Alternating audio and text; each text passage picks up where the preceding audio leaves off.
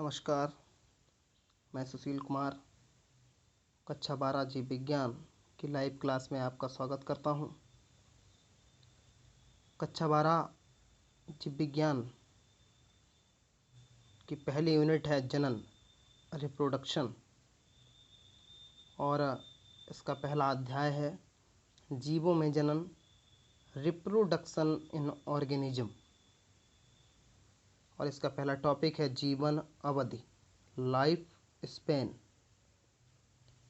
Life span क्या होता है? किसी जीव के जन्म से लेकर उसके मृत्यु तक के समय को जीवन अवधि कहते हैं। जीवन अवधि कहते हैं। लेकिन जीवन अवधि होते हुए भी जीवों की जाति वातावरण में विद्यमान रहती है। कैसे रहती है? क्योंकि जनन के द्वारा कोई भी जीव अपनी मृत्यु से पहले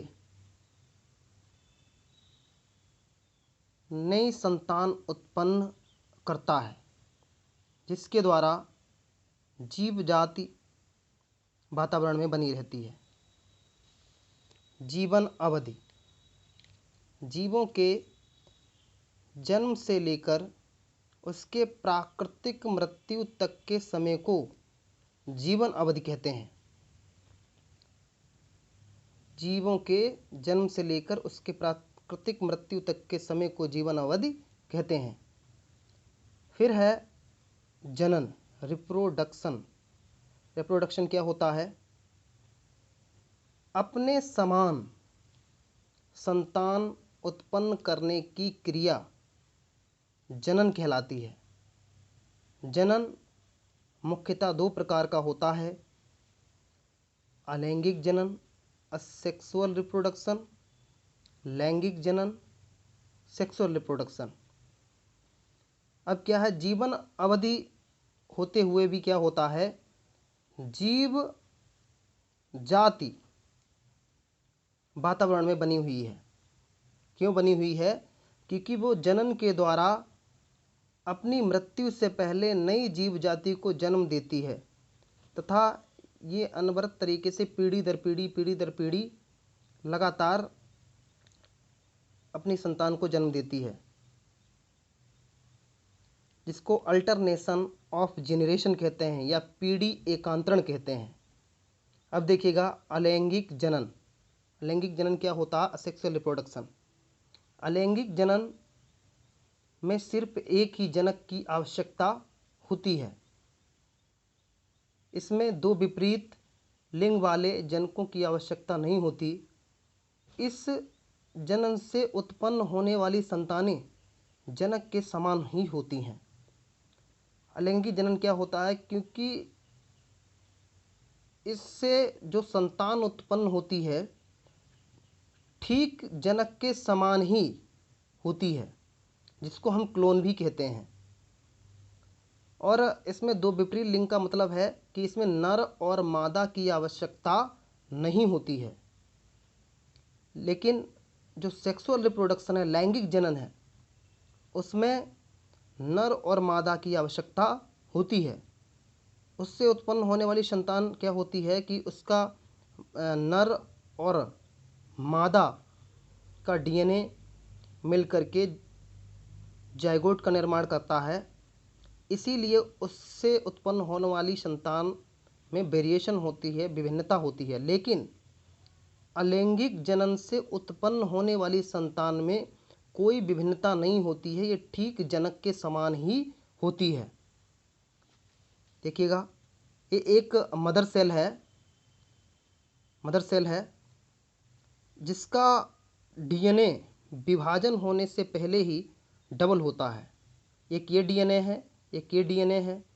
जब ये सेल्स यहाँ बीच से डिवाइड होती है तो इसका डीएनए दोनों सेल्स में चला जाता है। ये डीएनए है, ये डीएनए है, और इससे जो संतान उत्पन्न होती है वो 2 डॉटर सेल्स यानी 2 पुत्री कोशिकाओं का निर्माण होता है। जिनमें सेम डीएनए जनक के समान ही होता है। सेम डीएनए होता है किसके समान? जनक के समान। इसीलिए इससे उत्पन्न होने वाली संतानें क्लोन कहलाती हैं या हुबहू जनक के समान होती हैं। अब है अलैंगिक जनन की विधियां। द्विविखंडन या बाइनरी फिशन। बाइनरी फिशन क्या होता है? इसमें